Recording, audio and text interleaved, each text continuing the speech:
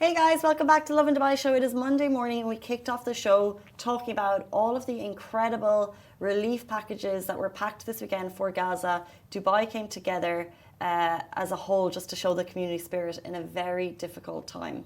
Exactly. We saw so many people just coming in together with their friends and families and making a weekend out of it, just getting in with the donation drives, making sure they're getting involved in whichever way that they can to just show their solidarity with Gaza.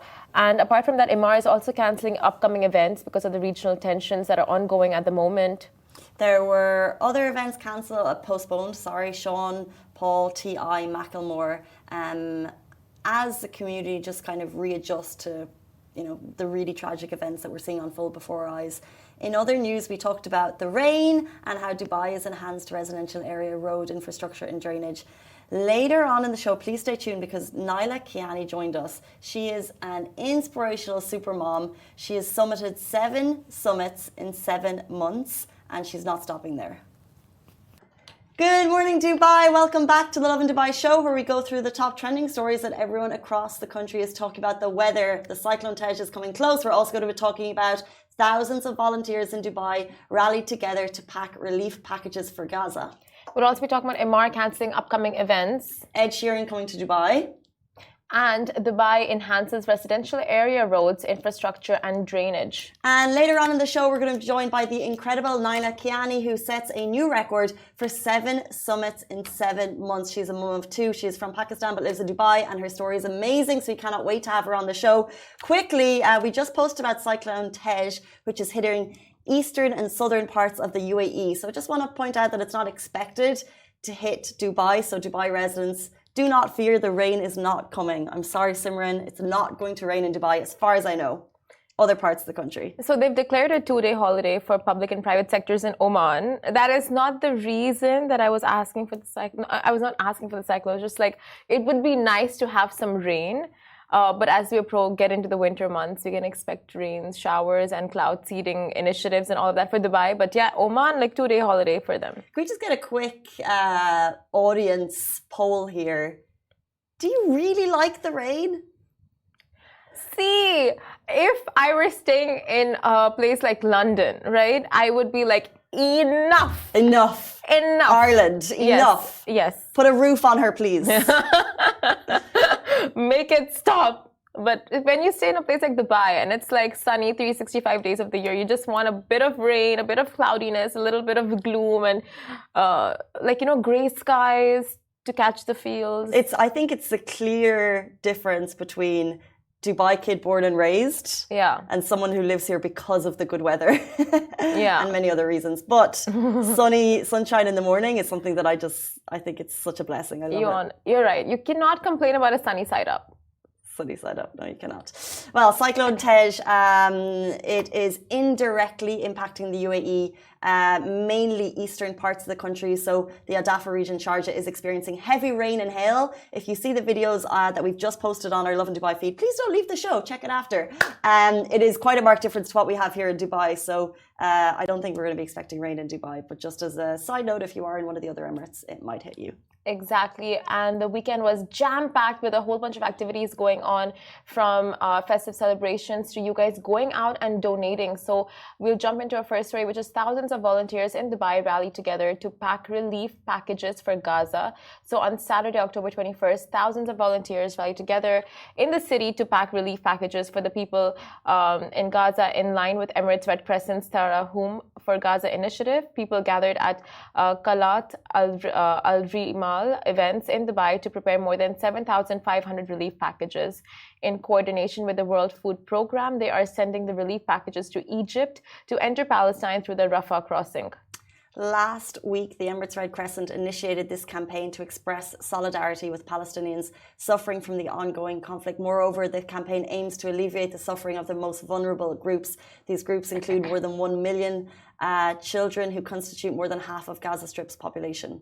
The Ministry of Foreign Affairs, Emirates Red Crescent and the World Food Programme and the Ministry of Community Development supervise this incredible initiative that saw so many of you get out to support in terms of donations and volunteering. Exactly, and a lot happened in Al Circle Avenue as well. A lot of our colleagues and friends, families we saw going down there and just getting involved in the whole donation drive. And moreover, 20 relief and humanitarian organizations supporting Tarahum for Gaza campaign were involved. Also, Her Highness Sheikha Latifa bint Mohammed Al Maktoum participated and met with the thousands of volunteers. Her Highness Sheikha Latifa bint Mohammed Al Maktoum passionately lent her support by assembling relief packages at the Tarahum for Gaza initiative in the city. Her hands-on involvement served as a heartfelt gesture of solidarity with those in need, and it was just truly touching to see the number of people that got involved, shared it on their platforms, shared it on their stories, just not even like to show like, oh, I'm here, I'm doing this. It's to show like the community spirit, because people turned out in flocks and flocks just to be there to support and to get involved in whichever way that they could. So true, and I think it's so important what you said about Her Highness visiting to show her hands-on help there. And we've also seen, His Highness Sheikh Hamdan, Crown Prince of Dubai, he posted a message in support of Palestine as well.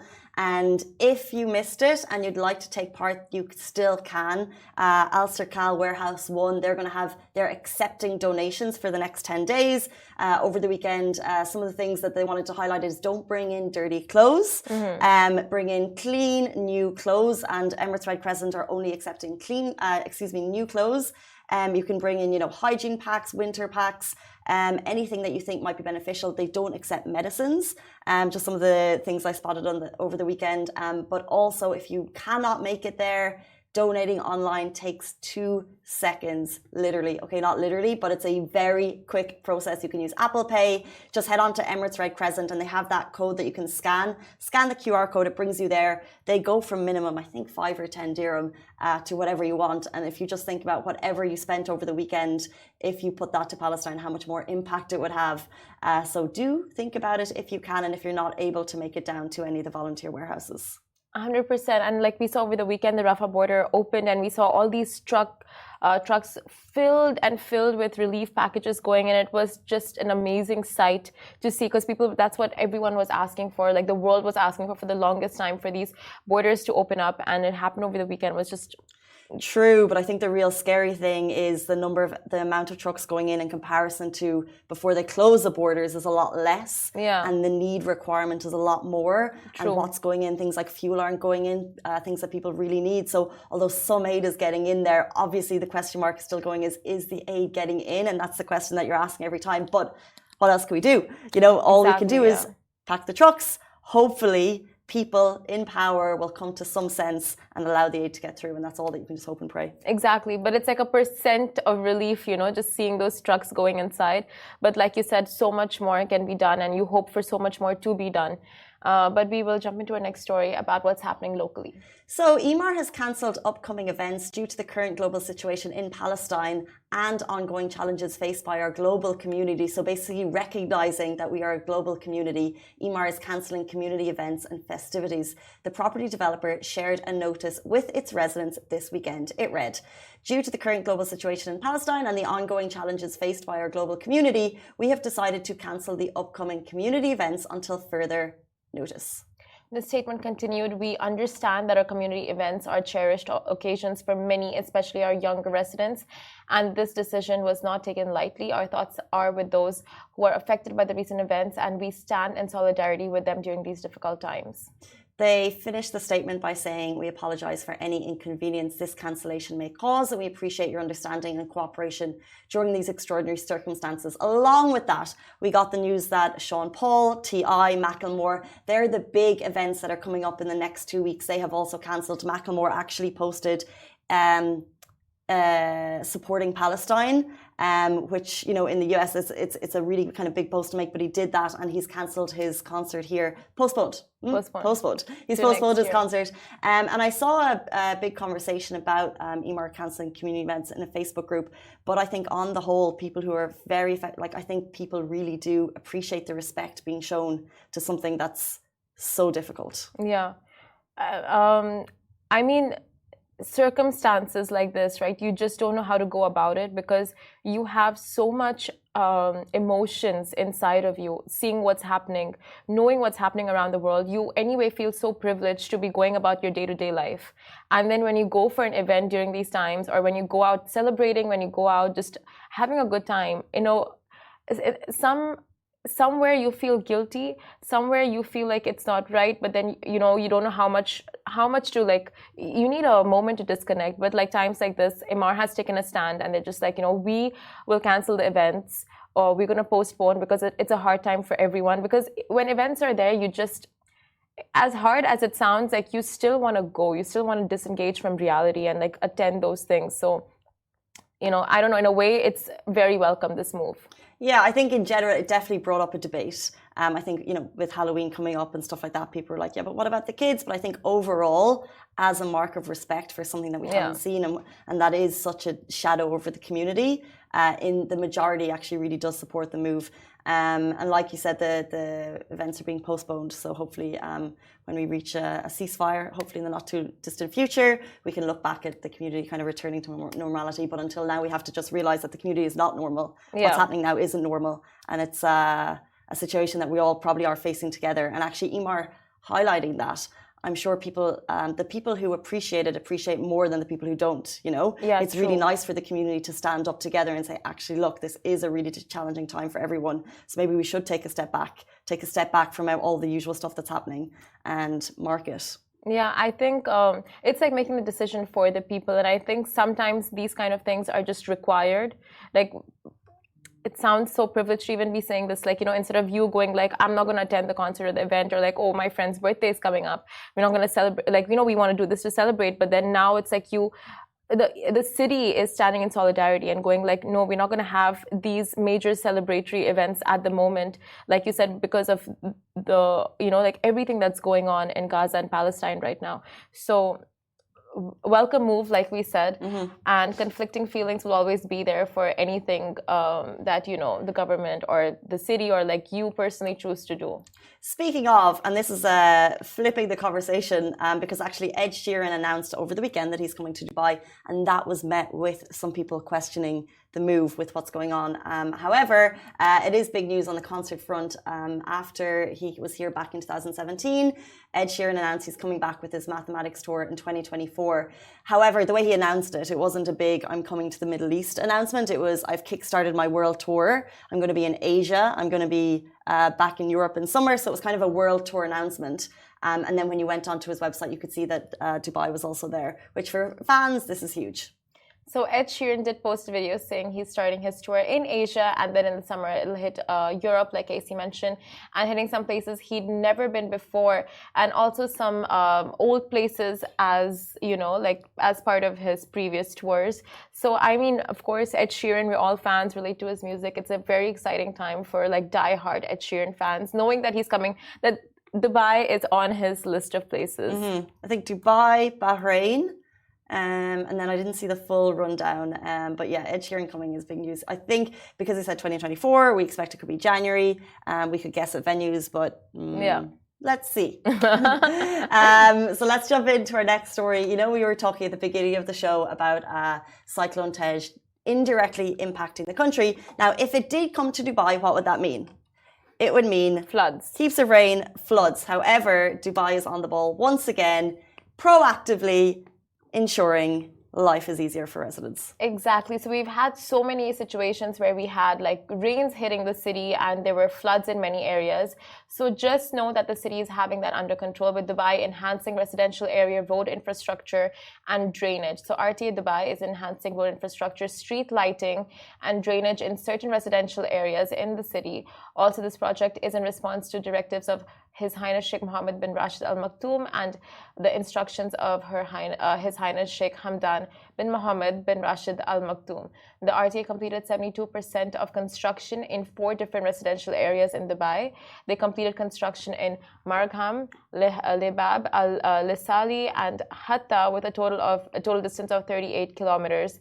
Furthermore, it reflects RTA's commitment to upgrading the infrastructure of roads, street lights, and rainwater drainage systems in residential communities. Enhancing residential areas' road infrastructure and drainage is crucial for ensuring the safety and convenience of residents. Moreover, properly designed and maintained roads and drainage systems not only improve daily mobility, but also reduce the risk of flooding and infrastructure damage during adverse weather conditions, therefore contributing to the overall well-being of the community.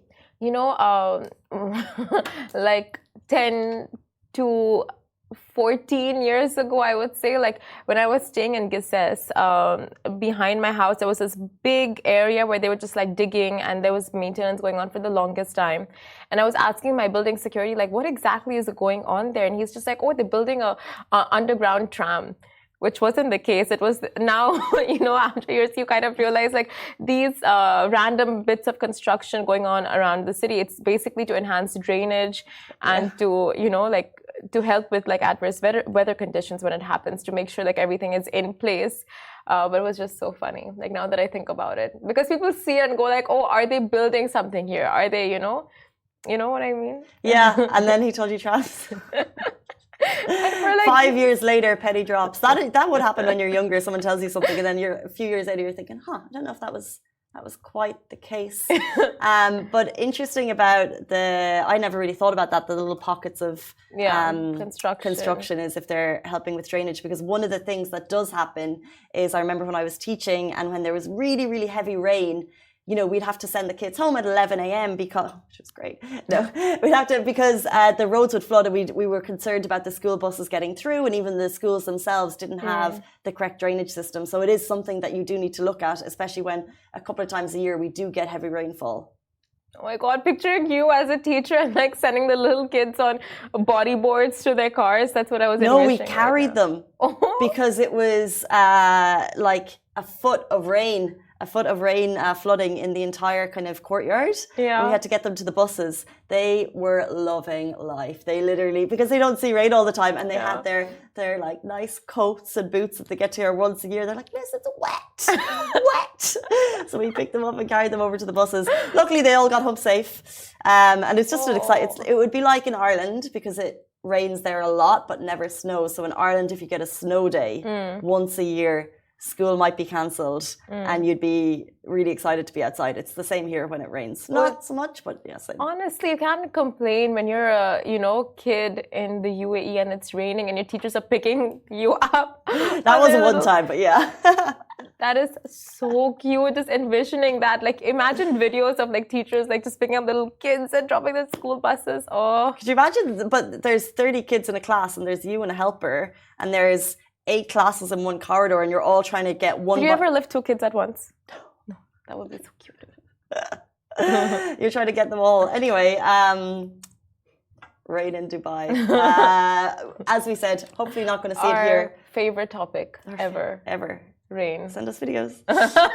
Okay, let's jump on to our next story. It's 8:47 on Monday morning. We hope you're as excited about this new week as we are, because we feel so blessed to be here. Our next story, Naila Kiani sets a new record, 7 summits in 7 months. Please stay tuned. Hey guys, welcome back to the Lovin Dubai show. Please meet Naila Kiani, the Dubai-based Pakistani-born super mom who's not only been conquering mountains but breaking records in the process. She recently conquered her 7th 8,000-meter peak in just 7 months, and she's now completed 10 out of the 14 8,000-meter peaks in just over 2 years. That is no small accomplishment. Welcome to the show. Thank you so much for being here. Thank you. Incredible lady. Thank you. I don't know what to say after that. How amazing. Thank you so much for joining us. Okay, so you have honestly the most incredible achievements that so many people it's intense. Like to think of climbing a mountain and to think of even going through all that. So how did you get into this? So I started trekking. I mean, I loved being in the mountains, and actually it's quite strange, funny, interesting at the same time. I wanted to celebrate my wedding. I didn't want a big, I'm from Pakistan and we have big weddings, and I wanted to stay away from that. So I wanted to celebrate my wedding and have a photo shoot. So that was my first time in Karakoram, in front of K2 Mountain. So I did a trek. So from there, I met many mountaineers, and I was very inspired because I saw a documentary movie Everest just before that trek, and I was like, why are these people are crazy? They're risking their lives just to be on top of the mountain. But that trek actually changed my mind about that. I wanted to experience that, and I climbed my first peak 2 years ago. I never planned to be a mountaineer or a climber ever in my life. I never thought I'd do it after having kids. Wow, so you climbed your first peak just 2 years ago, and since then you've gone on to conquer 7 of the world's highest summits? 10 of the world's highest summits? That's amazing. So let's go rewind to 2 years ago. What type of training did you do for your first peak? Were you prepared, do you feel? So, I mean, it was July 2021, and I lived here. I didn't have I couldn't go to big mountains to train myself because that's the best training you can do. Do smaller treks, climb smaller peaks to prepare yourself for the highest mountains. So I was here. All I could do was gym training, work on my strength, endurance, cardio training, and my purpose I wasn't aiming to go to the top. I wanted to experience the journey. I wanted to experience being on the mountain with the elite mountaineers. But that training still helped me. I managed to reach the top. I didn't think I could reach the top of the mountain, but I did. But all I did was gym training here in Dubai. So how supportive was your family of this? Because I mean, coming from a Desi household, these are things that are very unconventional. Yes. So I mean, I didn't tell obviously my husband knew, but I didn't really tell my parents or his parents because I was worried about the reaction. So I kept talking to him about mountaineering or climbing a mountain for 2 years before I actually climbed it. So he knew. He said he probably thought if he doesn't agree, I'll never stop going on about mountains. So he thought it might be one-off. So for the first one, he was okay. He like I said, it took me 2 years to convince him. But second mountain, that was last year, K2, is one of the world's most dangerous mountain. It took me 9 months to keep talking about it. Then I had to get a friend to get him to agree on it because it's dangerous, and he was worried about my safety. But this year's been easier. It's been he was supportive anyway last year and the year before. But this year he knew that I will not, it's risky, but I won't make decisions that will make it even more dangerous, or I go with the best team. So he knew that I will take, he's concerned now because my last expedition it didn't go very well. But he's been very supportive. I have 2 young kids, 2 young girls, and he's been amazing, helping to look after them. And it's not easy for a mother to leave kids. Sometimes I hear comments online that how kind of mother are you leaving kids behind? But I knew I had the comfort because I knew I have an amazing husband who's a really good father, not just, he's very hands-on. And so I think that really helped me to do what I did in the last 2 years. Such a green flag. That's amazing support system to have in the house. But you said your last expedition didn't go as well. How come? What happened there? So, it's a dangerous sport. I've seen people die previously too. But no, as part of my own expedition. So on the last expedition, Shisha Pangma in Tibet, 4 people died. 2 were my own team members, and they got hit by an avalanche. And but it was the story behind it. I just want to share it very quickly. They were competing to be the first American women, and they didn't want to work together. So they were really, and it was a very aggressive. At the end, it became toxic, that competition. So you cannot compete on the mountain. There's always been competition, but when it turns toxic, people ignore the safety factors and they make decisions that can risk their life. So yeah, I'm still sort of recovering that experience. I think that made the news, this one. Yes, it did. And how did it come about that you were climbing together, this group? So, so I knew the other lady. So basically there were 2 American women. One was part of my group, And then the other lady was part of another group, but I climbed with her before. She was my team member on K2 before, and we met on many mountains. Oh, sorry. That must have been so difficult. I mean, to be honest, I'm a little bit still, when I come back from mountains, I don't know how to explain it, but I feel lightheaded for a week or so. But this experience was actually quite traumatic. So I mean, my husband told me last night about this. I was like, what? I have this show in the morning, but I'm still a little bit, I mean, not there just because of this experience. But it is part of being on the mountains. It is risky. But as a mother, I think when this happened, when the first avalanche happened, and we could see that something's gone wrong, and we didn't exactly know what happened, then my expedition leader said, go up, continue going up, because it's a lot of people were competing. For a lot of people, it was their last 14th mountain to complete the 14th challenge. So I mean, maybe the motherly instinct told me not to. So I said straight away. I mean, some other people were still considering going up. I said straight away, I'm going down. So I was the first person to go down, and half an hour after that, there was another avalanche that took the other lady. So yeah, I think being a mother maybe helped me to decide that, we cannot, because when you're so close, we were very close to the top. When you're so close, you've spent thousands, whether it's your money or sponsors' money, and you've spent a lot of time away from family. You feel like maybe, we call it summit fever. We say, maybe we should just, it'll take 2-3 more hours, take the risk and go up. But you then need to decide whether, you should go for the summit or go for the safety. Would you have felt any regret? Okay, no. Okay, so in the mountains, like, what exactly do you learn out of it? Like, one is clearly to trust your instincts, like trust whatever your gut is telling you. And this time your gut proved you right. So what other learnings have you taken from the, just climbing and mountaineering? I think, very difficult question. I have to, I guess, think for a couple of moments. But, I mean, good or bad lessons. One thing is, I mean, you make really amazing friends. I mean, people you meet, you don't know them for a long time, but when you spend time with them there, they help you to climb. Because what I miss, because sometimes people, I mean, there's another Pakistani female, she climbed with her family. Her family is there as expedition company. What I miss was the not having the emotional support of family members, and I don't always tell my husband. Like, if something goes wrong, I don't always share it with my family members because I don't want to make them worry.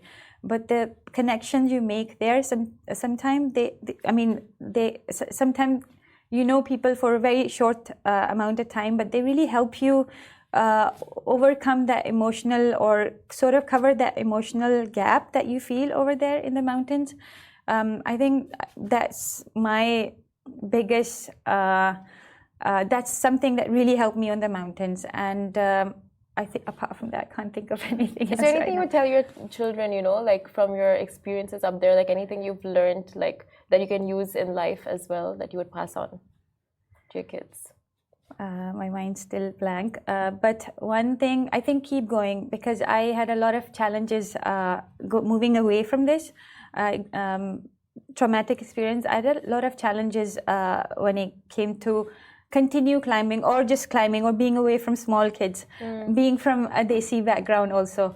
I had a lot of abuse online too. I heard comments. I mean, I've climbed 10 mountains above 8,000 meter. I mean, just to put this into perspective, Burj Khalifa is just under 800 meters. So that's, 10 times that. So that really helps, actually. Thank you. So it wasn't easy. A lot of people think just because, they think I have a glamorous life in Dubai, or I have a lot of money. Even if you have that, you need a lot of other attributes, other skills. So even after climbing 10 peaks, sometimes I hear comments like, she probably has 6 people who helped to carry her to the top. I mean, 6 people cannot possibly carry you on the mountain, because it's very hard. So I mean, I had to hear a lot of that type of things. I mean, and obviously it affected me, because I I'm strong. I managed to climb all these peaks because of my physical and mental strength. But I just had to put them on the side. I'm a very sensitive person, but I had to put that all on the side and continue. At one point, I actually wanted to, when I was abused online, earlier this year, just before Everest, I wanted to stop. I mean, there were days when I was thinking maybe I should just stop it, then I will not get the abuse. But I think I use all of that to fuel my desire to continue climbing and continue achieving what I did. And turn that negative energy into positive. So I think that's what I'll pass on to my girls. That's amazing. And obviously from the trolls online, which we hate, to the positives, how did it feel to kind of wave the Pakistani flag on your most recent summit? And what kind of, are you aware that that's an inspiration to so many women in Pakistan? Definitely. I mean, when I started, it was just to experience what's it like to be on the mountain. And then when I climbed by the time I climbed my third peak, I realized, because I was getting messages online or my friends were sharing this to me, that I never thought it was inspirational, but they told me it's inspiring because I work full time, and I have 2 small kids, and being from my family, when I was growing up, my upbringing was very conservative. So I realized it is inspiring, and I continue. So I did all these 10 peaks recently, especially the 7 this year. The speed, I think I just wanted to get them done quick because I wanted to go back to my normal life and spend time with kids. But also to inspire women, because it was considered to climb one 8,000-meter peak in Pakistan, although we have so many high mountains. It was considered impossible, especially for a girl like me who was not from mountains region. So to climb 7 in a year, to climb 10 just above 2 years, it was considered to be impossible. So this is one of my objective now, to share with the girls or women or even anybody, to be honest, that you don't have to climb mountains. You can have your own hobby or something or you're passionate about. Just go for it. Don't think about the hurdles, the problems. Solve them as you go and run after your passion. You are a superwoman. Like, there's no other way to put it. You've done everything. I mean, you just put your heart and soul, and this conversation is so inspiring. So it's hard not to ask you, like, advice on advice on advice. But like, for all the mothers out there who are finding it difficult to just juggle things at once and want to go out of, like, their conventional route and try something different, but are, stopping themselves, anything you would tell them? I think I'd go back to your question about family support. The reason I was able to do all of this was because of the incredible support I had and I have. And it's because it's very hard being a mother. I mean, you have so many things, and especially if you're working, even if you're not working, just being with the kids at home, planning everything, doing everything, it's not easy. So I don't want to make anybody feel bad about because sometimes we, as women or mothers, start comparing ourselves to others. So one thing is never ever compare, because what we do as mothers, it's not easy, especially if you're working. I mean, it doesn't matter whether you work outside or inside. But what helped me, the tip I can give is, if you want to do something, just prioritize things, time management. So for example, when I was working full time, I'm on a short career break. When I was working full time, I used to take my kids to my training session. So I had a personal trainer. I used to get them. They loved playing in the park, and they sometimes used to join me. And I used them as sometimes weights, or put them on my shoulder, do squats.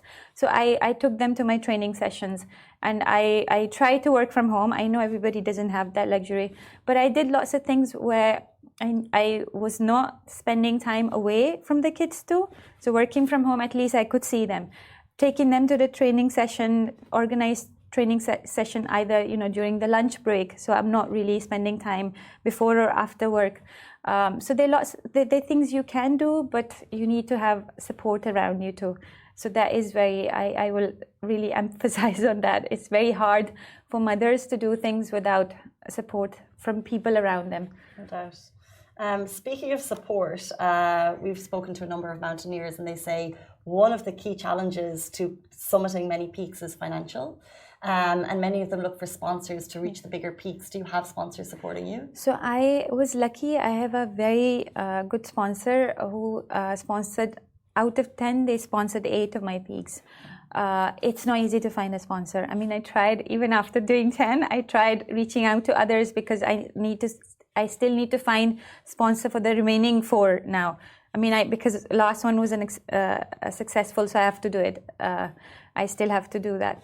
So it's not easy when we reach out to companies. I think because it's not, even in Pakistan, we have the most number of peaks which are above 7,000 meters. Our north is beautiful. We have so many mountains, but people don't know much about mountaineering. It's not one of the most popular sport. Here also, we have a few. I mean, in the last couple of years, we also have. Last year, an Emirati woman. She was the first Emirati woman. She's my friend. Her name is also Naila. She climbed Everest. This year, another Emirati lady. She climbed Everest and Lhotse, 2 mountains together. But it's not popular sport, so it's not easy, and it's very expensive too. So you really need to. I mean, I was working. I managed to finance first peak, and I spend money towards others here and there. But even if you're working, you cannot. I could never have done these 10 peaks without a sponsor. So I would like to request, if anybody is watching, please, not just for me, but please look into help us mountaineers here. 100%. Yeah, it's a similar conversation. You know, people really want to go after certain peaks, and then also certain peaks in a number of years, you know, and reach the 7 summits and all of that, but it takes money. Yes. You said you have 4 or 5 more left to do, and what is the game plan for these? Do you have a time frame that you'd like to complete them? So I mean, initially I was trying to climb all these peaks as quickly as I could, just for a number of reasons. First, because I wanted to, because if to climb one of the 8,000 meter peaks, sometimes it takes up to 2 months. But if I climb them together, I can use the same acclimatization process on others. I don't have to. So for example, I climbed Everest and Lhotse in 2 days. I climbed. So I mean, I can group them together and get benefit of the whole acclimatization process from the first peak. And then the other reason was just to inspire people that, you know, it seems impossible, but it's not. If you want to do it, it's possible. But after the last incident the incident on my last peak, I think I'll take it easy. I was planning to complete everything by spring next year, but I'm still going through. I'm still rethinking and thinking about everything that happened. I will definitely climb all 14, inshallah, but I may take more time than what I thought I would take previously. Do you feel like the quote, you know, slow and steady wins the race is something for the mountains? I mean, recently, I don't know if you watched 14 Peaks on Netflix. I mean, if you haven't, please watch it. It's a really very, very inspiring documentary, sorry. So recently, a lot of people have been climbing. They've been doing speed climbs, and they have been successful in it. And the incident that happened, it was, I mean, you can say maybe they were rushing to reach the summit first. That happened. That's what caused the accident. But on the mountain, Japanese are known to go really slow and steady. And I mean, historically or previously, my speed was quite slow. I mean, I reached the summit when I was slow. I reached the summit when I was fast. But I think most important thing is keeping your safety in mind, whether your speed is fast or slow. I think now, I don't think it matters anymore. You just need to think about everything around environment, safety. Just don't forget the safety aspect of it when you're climbing. Yeah. Well, best of luck to you. We cannot wait to follow your journey as you complete all 14 peaks. That was Naila Kiani, who is a mountaineer and super mom. Thank you so much for joining us and telling us your story. Very inspiring. Guys, that is all we have time for on the Lovin Dubai show this morning. Have a great day, and we'll be back with you tomorrow morning, same time, same place. Goodbye from me. Goodbye from me.